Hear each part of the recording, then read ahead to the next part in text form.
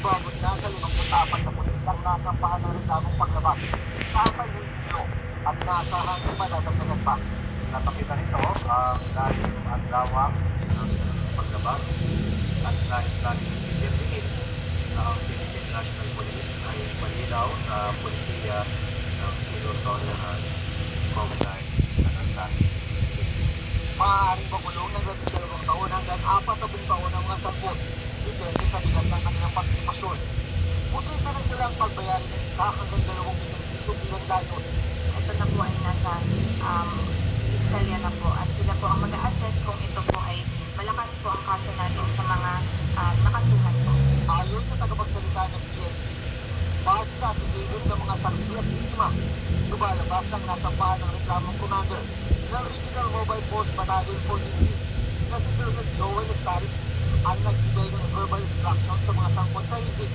Hindi man siya aktual na nanakit, pero nasaksihan niya raw ang hazing. Pagkapaninin natin nakuha yung mga individual na specific instructions ng ating Force Commander, napapalagay natin na ang lahat ng pulis ito ay tanggalin sa kanyang barangay, sa kanyang pwesto at sa kanyang resignation bilang Force Commander. Patuloy pa rin natin sinisigap na makuha ang panig ni Colonel Estaris. At iba pang sangkot, para sa Colonel Estaris, June Manarasyon nakaputok, 24 oras.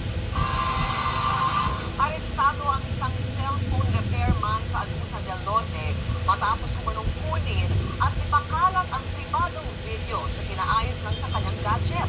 Nagbabalik si June Veneracion.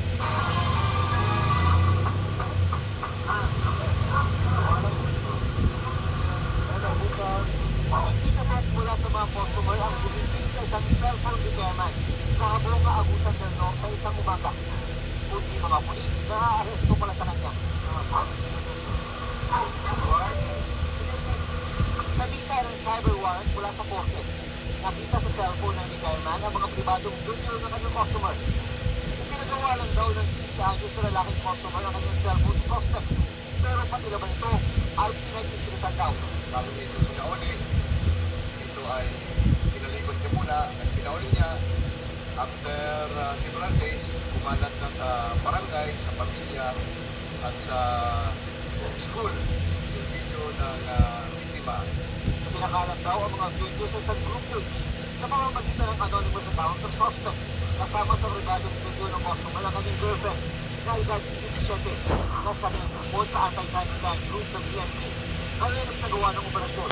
Baka meron siyang hidden agenda na ipakalat yung video na ito. Ito ay nagdulot ng magiging kahihiyan o pagamba, stress sa ating mga kabataan.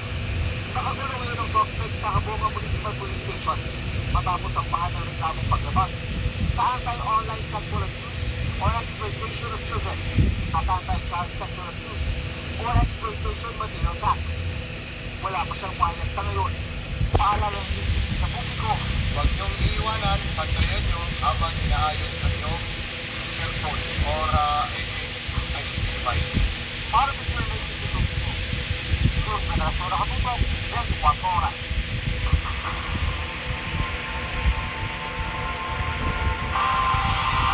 Iniling ni na dating District Engineer Mike Santander sa JP Mendoza sa Justice Department na huwag gamitin ebidensya ang kanilang mga sinupang salaysay noong nag-a-apply pa sila para makapasok sa Witness Protection Program. Ayon pa sa kanilang counter-affidavit, sinabi ko muna ng NBI na hindi ito gagamitin laban sa kanila pero ginawa pang pasgal para sa mga kaso laban mismo sa kanila. Nakatutok si Joseph Moro. Exclusive. Sa kontra sa salaysay o counter-affidavit na isinilite ni dating Bulacan First District Engineers Brian Hernandez at JP Mendoza kaugnay ng preliminary investigation sa manual ng flood control project sa Partido Bulacan. Inilig nila ng Department of Justice na huwag gamitin bilang ebidensya ang kanilang mga sinumpaang salaysay na isinilite nila na nag-a-apply sila para makapasok sa Witness Protection Program. Kabilang dito ang whistleblower's report na isinilite nila noong September 4, supplemental affidavit at panghukumang salaysay noong Oktubre. Nagdiyan daw sila noon ng NBI na hindi gagamitin laban sa kanila ang kanilang mga salaysay.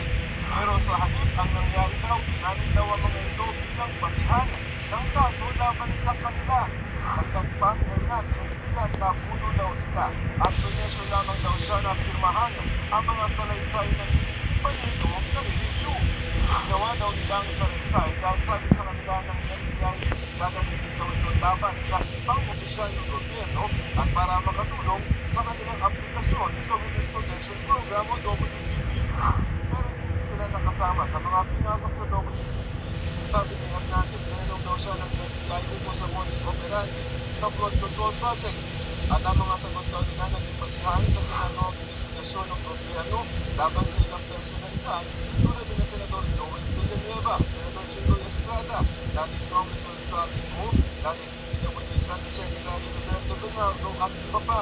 Kasama rin dito ang tungkol sa kanilang pagkakasangkot sa umunit mga maanumalyang flood control project. Sabi ni Hernandez at Mendoza ang paggamit ng kanilang mismong salaysay laban sa kanila ay paglabag laban sa self-incrimination. Pinapirma ng kampo ni Hernandez na isinimita na sa DOJ ang affidavit pero hindi sila nagdagdag ng komento dahil magiging unfair o hindi raw ito patas sa investigating panel at sumasa ilalim pa ang reklamo sa pagdinig. Ayon sa Department of Justice, may mga ilang kaso silang isinampa kaugnay ng mga manumalyang flood control projects at gumamit ng mga testimonya ni dating PWD Engineer Bryce Fernandez. I would say certain statements led us to those. Kasi pira-pirasong ebidensya. Definitely, may mga napuma at napulot na particular statements na nagamit sa mga kaso na kasama dito. Pero may iba pa namang mga testigong inaasahan ang DOJ.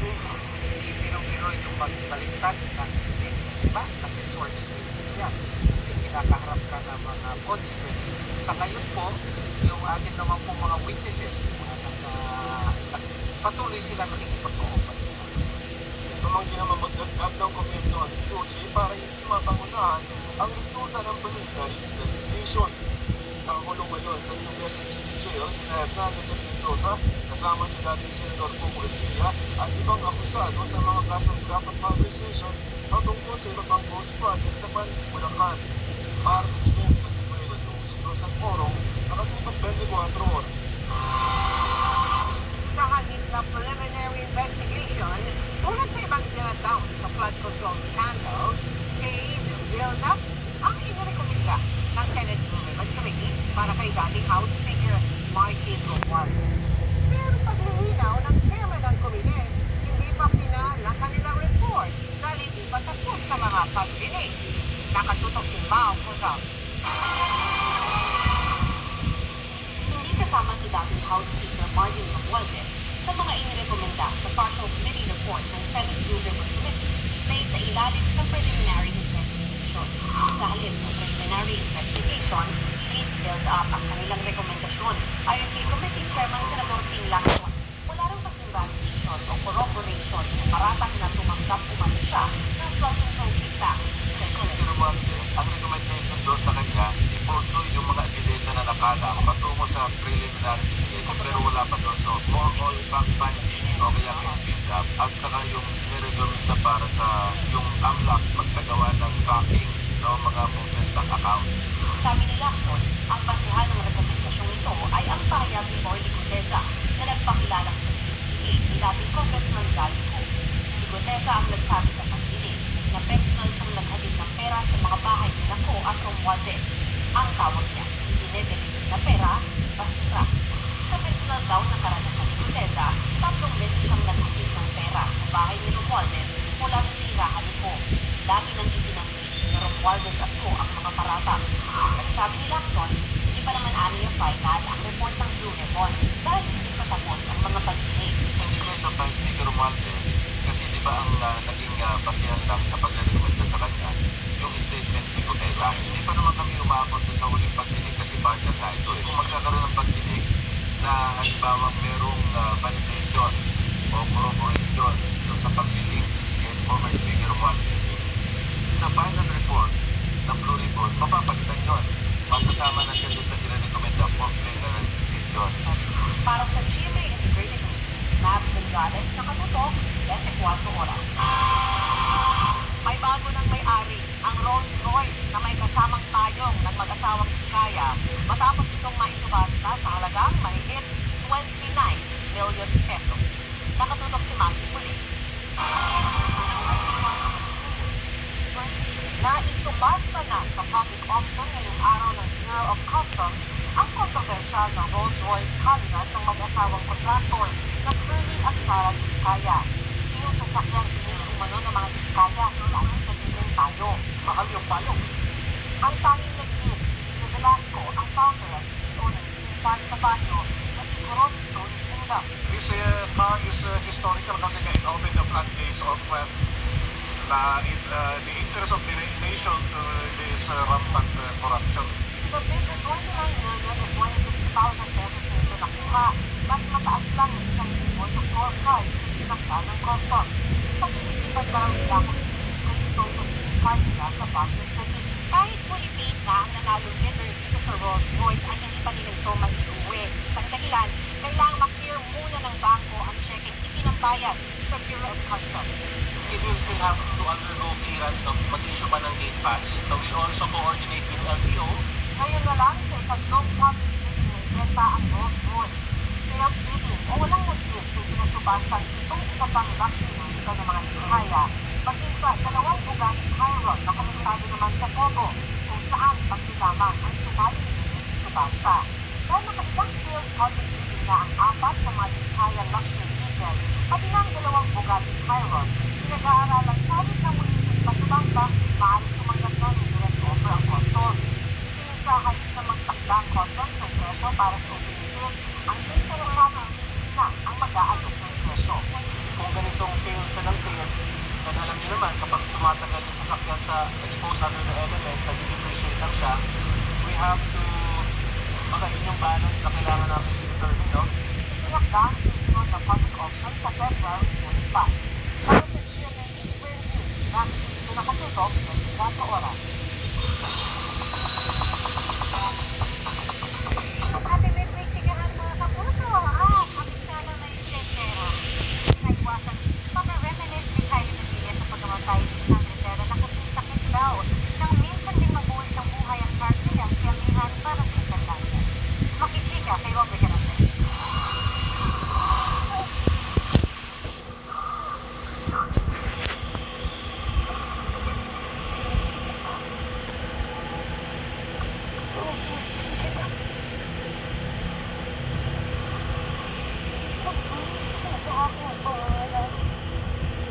Hanggang sa kanyang huling lakas, hindi sinubot ni Sam Rivera ang kanyang brilyante sa makapangyarihang badhana ng kadiliman na si Garga.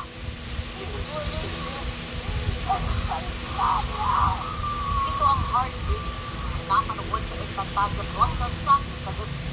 Ang pagbubuwis ni Rivera ng kanyang sariling buhay para pangalagaan ang brilyante ng lupa at ang buong Encantadia. Si Kapuso Franjen Bianca Umali, pinost ang death ng scene sa kanyang Instagram na may kalakip na caption, ang isa ng Maestro Rivera o pagpapaalam sa kanyang karakter. Kulang daw ang salitang salamat sa kanyang maging journey sa pagganap bilang si Rivera. Nagpasalamat din siya sa lahat ng bumubuo ng Kalifantasya kung saan binigyan siya ng pagkakataon na makibahagi at tumulong sa pagbuo ng anyay important movie para kay Rivera.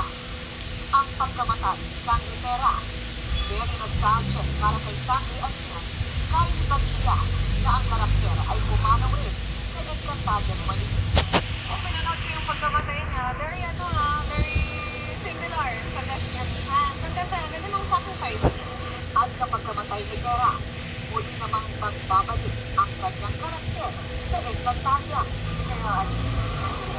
Ito na nga ang pinaka-aabangang reunion ng mga OG Sangre na sina Terena, Amihan, Alena at Tanaya. Good news na masasabi ko is I'll be staying for a while now. And wala na akong pwedeng sumira nila.